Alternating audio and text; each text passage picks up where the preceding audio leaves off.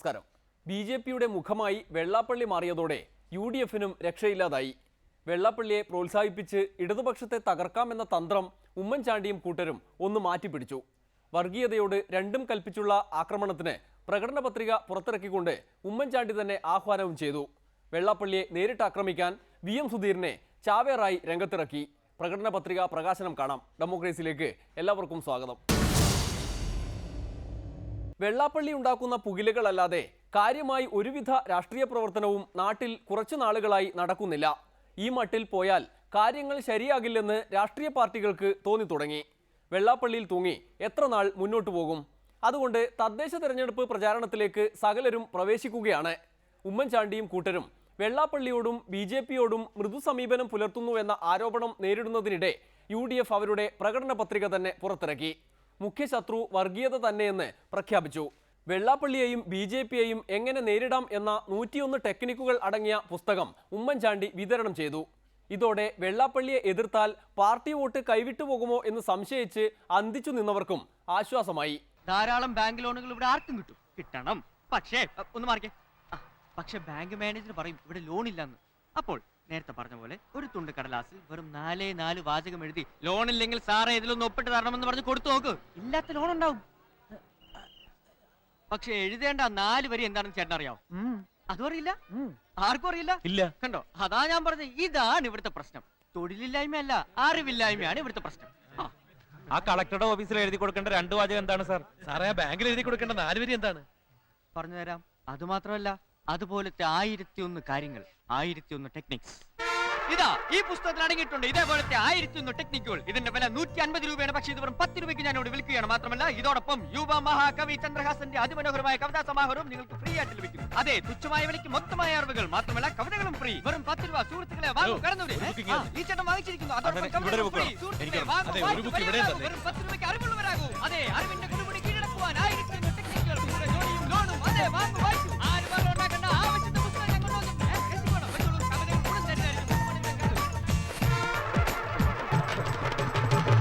യുദ്ധകാല അടിസ്ഥാനത്തിൽ അരയും തലയും മുറുക്കി. ഞാനൊരു പഴയ പ്രതിരോധ വകുപ്പ് മന്ത്രി കൂടിയാണ്. അതുകൊണ്ടാണ് ഞാൻ വാർ ഫുട്ടിങ്ങിൽ എന്ന് പറയാൻ കാരണം. യുദ്ധം വന്നാൽ ലീവിൽ പോയവർക്ക് പോലും ലീവ് ക്യാൻസൽ ചെയ്ത് തിരിച്ചു വിളിക്കാറുണ്ട്. അതുകൊണ്ട് പെട്ടെന്ന് ഇലക്ഷൻ വന്നപ്പോൾ മറ്റത്യാവശ്യങ്ങൾക്ക് വേണ്ടി ആരെങ്കിലും മറ്റ് ചടങ്ങുകളൊക്കെ ബുക്ക് ചെയ്തിട്ടുണ്ടെങ്കിൽ ആ ബുക്ക് ചെയ്ത ചടങ്ങുകളെല്ലാം കുടുംബാംഗങ്ങളെ ഏൽപ്പിച്ചുകൊണ്ട് എല്ലാവരും ഈ വളരെ നിർണായകമായ ഈ ഇലക്ഷനിൽ യു.ഡി.എഫിന്റെ വൻപിച്ചൊരു വിജയത്തിന് വേണ്ടി തയ്യാറെടുക്കണമെന്നാണ് എനിക്ക് അഭ്യർത്ഥിക്കാനുള്ളത്. വാങ്ങുന്നവർ മാത്രം പണം മുടക്കിയാൽ മതി. കവിതകൾ അടങ്ങിയ ഈ സമാഹാരത്തിന് വെറും 15 രൂപ. അന്നും ഇന്നും എന്നും വെറും 15 രൂപ. അപ്പോൾ ഒരു ക്വാർട്സ് പേന ഫ്രീ. അതെ, ആവശ്യക്കാർ കടന്നു വരൂ. തെരഞ്ഞെടുപ്പ് കാലത്ത് വാരിക്കോരി പലതും പറഞ്ഞു, പലതും ചെയ്യുമെന്ന് പറഞ്ഞു. ഒന്നും ചെയ്യാൻ സാധിക്കുന്നില്ല. അങ്ങനെ അനുദിനം ജനങ്ങളിൽ നിന്ന് ഒറ്റപ്പെട്ടുകൊണ്ടിരിക്കുന്ന ബി.ജെ.പി കേരളത്തിൽ ഏതെങ്കിലും വിധത്തിൽ എന്തെങ്കിലും സ്ഥാനമാനങ്ങൾ നേടാൻ പറ്റുമോ എന്ന് ശ്രമിക്കുകയാണ്. എല്ലാ ഗാനങ്ങളും ഈ പുസ്തകത്തിൽ അടങ്ങിയിട്ടുണ്ട്. ആർക്കൊക്കെയാണ് വേണ്ടത് ഒന്നോർക്കുക. എല്ലാവർക്കും ബാർഗൈനിങ് ഫെസിലിറ്റിയും ഞങ്ങൾ വാഗ്ദാനം ചെയ്യുന്നു. സുഹൃത്തുക്കളെ, നിങ്ങൾ ഒന്നുകൂടി ഓർക്കുക, ഈ പുസ്തകം നിങ്ങൾ വാങ്ങിക്കുമ്പോൾ ഒരു നേരത്തെ ആഹാരം നിങ്ങൾ പട്ടിണി പാവങ്ങൾക്ക് ദാനം ചെയ്യുകയാണ്. കടന്നു വരൂ, ഒരു സൽക്കർമ്മം ചെയ്യൂ. കേരളം ഒരിക്കലും കൂട്ടുനിന്നിട്ടില്ല. വർഗീയതയ്ക്ക് എതിരായിട്ട് എന്നും വിധി എഴുതിയിട്ടുള്ള സംസ്ഥാനമാണ് കേരളം. എടാ കള്ള സുവറേ, മേലാൽ ഈ സൈസ് നമ്പരുമായിട്ട് ഈ ബസ് സ്റ്റാൻഡിൽ കണ്ടാലുണ്ടല്ലോ, ഇടിച്ചതിന്റെ ടെക്നിക്കലൊക്കെ എണ്ണം തെറ്റി. കളി എന്റെ അടുത്ത് വേണ്ട. എന്റെ കയ്യിൽ പേന മാത്രമല്ല, പേന കത്തിയുണ്ട്. കാണണോ? അയ്യോ, പേന കത്തി എനിക്ക് ആവശ്യം. കത്തി കച്ചവടത്തിനല്ല, കുത്താനാ. Vellappally BJP ആക്രമണത്തിനായി VM. സുധീരനെയാണ് ചാവേറായി ഇറക്കിയിരിക്കുന്നത്. സുധീരൻ ചാവേർ പ്രവർത്തനങ്ങൾ സജീവമായി മുന്നോട്ട് കൊണ്ടുപോകുമ്പോഴാണ് ചില കോൺഗ്രസുകാരായ മഹിളാമണികൾ മേയർ കസേര കിട്ടുമോ എന്ന ആഗ്രഹവുമായി സാരിയുമുടുത്ത് ഇറങ്ങിത്തിരിച്ചത്. കേരളത്തിലെ സൂപ്പർ കോർപ്പറേഷൻ എന്ന നിലയിൽ കൊച്ചിയുടെ മേയർ കസേരയാണ് നോട്ടം. പാർട്ടി ഇതുവരെ ആവശ്യപ്പെട്ടില്ലെങ്കിലും മേയറാകാൻ ത്യാഗസന്നദ്ധതയോടെ KPCC വൈസ് പ്രസിഡന്റ് ലാലി വിൻസെന്റും പത്മജ വേണുഗോപാലും രംഗത്തിറങ്ങി. പത്മജയാണെങ്കിൽ അച്ഛൻ കെ കരുണാകരന്റെ അനുയായികളുടെ പിന്തുണ തന്നെ ജയിപ്പിക്കാൻ ആവോളം മതിയെന്ന പ്രതീക്ഷയിലാണ്.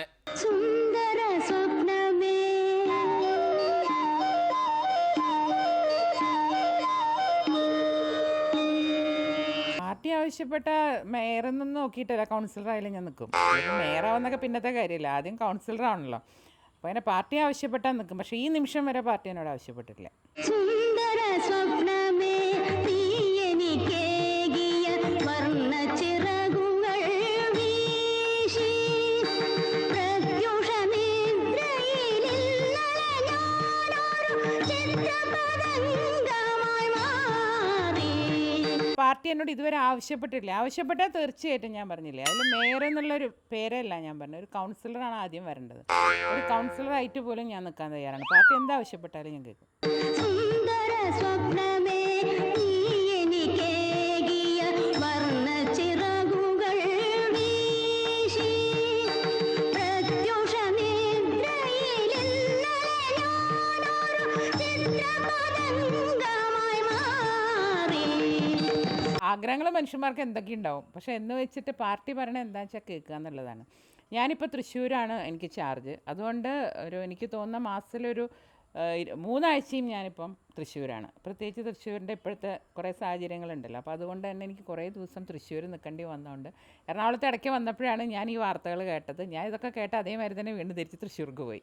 അത്രേ ഉണ്ടായിട്ടുള്ളൂ. സുന്ദര സ്വപ്നമേ നീ എനിക്കേകിയ വർണ്ണച്ചിറകുകൾ വീശി. ഞാൻ പറഞ്ഞല്ലോ, അങ്ങനെ തൃശ്ശൂർ ജില്ലയിൽ നിന്നല്ല, ഏറ്റവും കേരളത്തിലെ ഏത് ജില്ലയിൽ നിന്നാലും കെ കരുണാകരനെ സ്നേഹിക്കുന്ന ആളുകൾ ഉള്ളിടത്തോളം കാലം എനിക്ക് എവിടെ കിട്ടിയാലും സന്തോഷമായിട്ട് നിൽക്കും. കണ്ടില്ലേ, എന്തൊരു ത്യാഗസന്നദ്ധതയാണ്. അല്ലെങ്കിലും പാർട്ടിക്ക് ഇതൊന്നും ആലോചിക്കാൻ നേരം കിട്ടി എന്ന് വരില്ല. തെരഞ്ഞെടുപ്പിന്റെ തിരക്കല്ലേ. അതുകൊണ്ട് പാർട്ടിയുടെ തിരക്ക് സ്വയം മനസ്സിലാക്കി ഇത്തരം ത്യാഗങ്ങൾക്ക് തയ്യാറാകണം. അതായത് കണ്ടറിഞ്ഞ് പ്രവർത്തിക്കണം എന്നർത്ഥം. ലാലി വിൻസെന്റിന്റെ നിലപാടും വ്യത്യസ്തമല്ല. പാർട്ടി മരിക്കാനല്ല, ഇനി മേയറാകാൻ പറഞ്ഞാൽ പോലും ലാലി വിൻസെന്റ് അനുസരിക്കും. ഞാൻ മത്സരിക്കണമോ വേണ്ടയോ എന്ന് പോലും പാർട്ടി നേതൃത്വം എന്നോട് ഇപ്പോൾ പറഞ്ഞിട്ടില്ല. പാർട്ടി നേതൃത്വം പറഞ്ഞു കഴിഞ്ഞാൽ ഇന്ന് വരെ പാർട്ടിയെ അനുസരിച്ചുള്ള ശീലമാണ്, അനുസരിക്കും. രാഗസങ്കൽപ്പ വസന്തവനാട്ടിലെ മാഗന്ധമഞ്ജരി തേടി. രാഗസങ്കൽപ്പ വസന്തവനാട്ടിലെ മാഗന്ധമഞ്ജരി തേടി.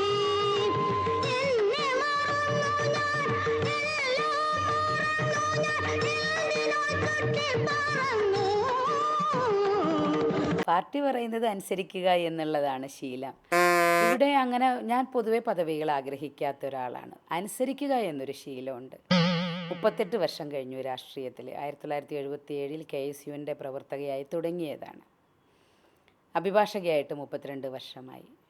10 വർഷം കൗൺസിലറായി ഇരുന്നതാണ്. ഇപ്പോൾ വൈസ് പ്രസിഡന്റ് വരെ ആവാനായിട്ട് ഈശ്വരകൃപ കൊണ്ട് സാധിച്ചു. ഇതൊന്നും ചോദിച്ച് മേടിച്ചതല്ല. വക്കീൽ പണി ശ്രദ്ധിക്കുമായിരുന്നു. കൗൺസിലറായിരുന്നപ്പോൾ പരമാവധി ജനങ്ങളോട് നീതി പുലർത്തിയിട്ടുണ്ട്. ഇരിക്കുന്ന കസേരയോട് നീതി പുലർത്തും. അത് ഏത് കസേരയാണെങ്കിലും.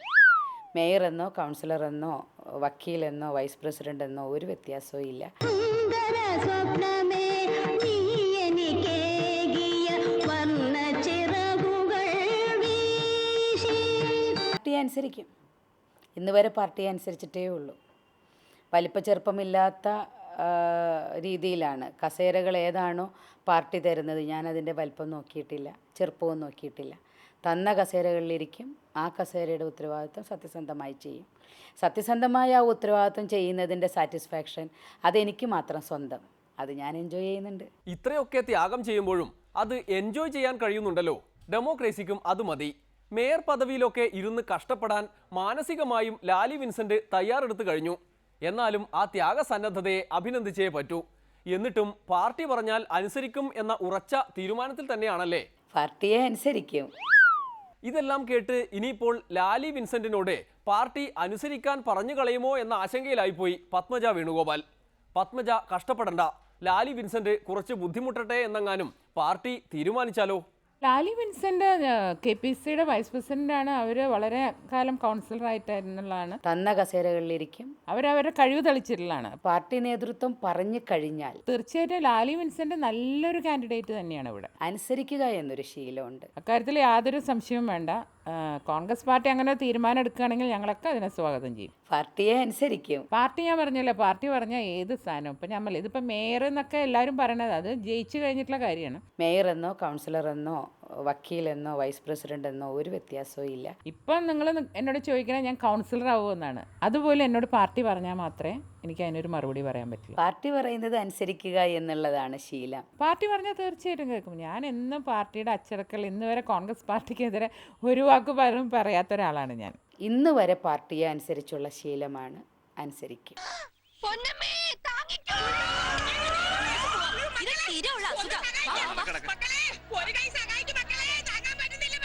എന്തൊരു അനുസരണാശീലമാണ്! കോൺഗ്രസ്സുകാരുടെ ഈ ത്യാഗ മനോഭാവം കണ്ടുപഠിക്കണം. ഇമാതിരി അനുസരണാശീലമുള്ള നിരവധി പേർ ഇന്ദിരാഭവനിലും ക്യൂ നിൽക്കുന്നുണ്ടത്രേ. ദില്ലിയിൽ കാര്യമായ പണിയൊന്നുമില്ലാത്തതുകൊണ്ട് കേരളത്തിൽ തന്നെ തിരിഞ്ഞു കളിക്കുന്ന AK ആന്റണിയും ഇത്തരക്കാരെ കൊണ്ട് പൊറുതിമുട്ടിയിരിക്കുകയാണ്. അനുസരണാശീലം ഏറെയുള്ള മഹിളാ മണികളെ ഓർത്താണ് UDF കൺവെൻഷനിൽ AK ആന്റണിയും ആദ്യ പൂണ്ടത്. മുൻനിരയിലേക്ക് തള്ളി കയറിയിട്ടില്ലെങ്കിലും നമ്മുടെ സഹോദരിമാർ ധാരാളം അവിടെയും ഇവിടെയും ഇടകലർന്നിരിക്കുന്നുണ്ട്. ഇത് സാധിച്ചത് ഈ പഞ്ചായത്ത് ഇലക്ഷന് ശേഷമാണ്. കുറേ കഴിഞ്ഞാൽ മുൻനിരയിലുള്ള കുറേ എൻ്റെ സഹോദരികൾക്ക് വേണ്ടി കാലക്രമേണ സീറ്റ് ഒഴിഞ്ഞു കൊടുക്കേണ്ടി വരും. അങ്ങനെ ഒരു സാഹചര്യം ഇവിടെ ഉണ്ടായിക്കൊണ്ടിരിക്കുകയാണ്. ഈ സാഹചര്യം ഇന്ത്യയിൽ ഉണ്ടാക്കിയത് രാജീവ് ഗാന്ധിയാണ്.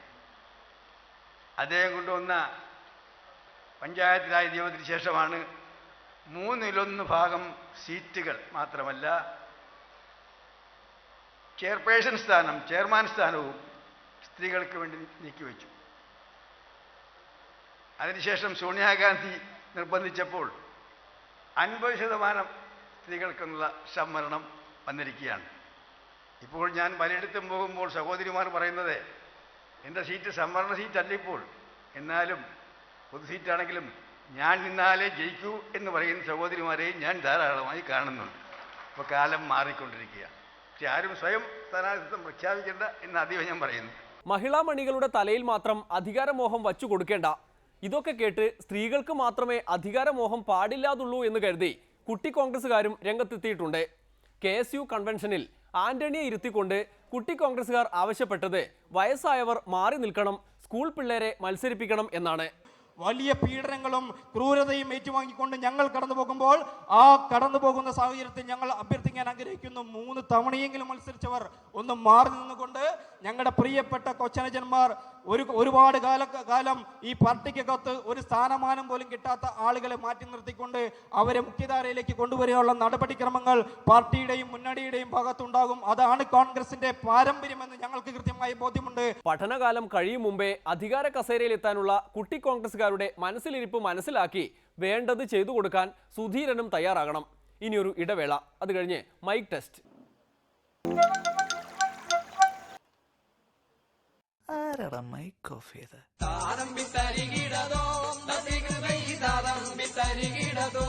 എത്ര വേണമെങ്കിലും നിങ്ങൾ പ്രസവിച്ചുകൊള്ളൂ എന്ന് പറയുകയും ഇവളിന്ത തുമ്പ കഷ്ടാക്കിത്തെ പേറിയനു ഇങ്ങനെ പേറിയനു ഇങ്ങനെ എന്നാ പേർന്ന്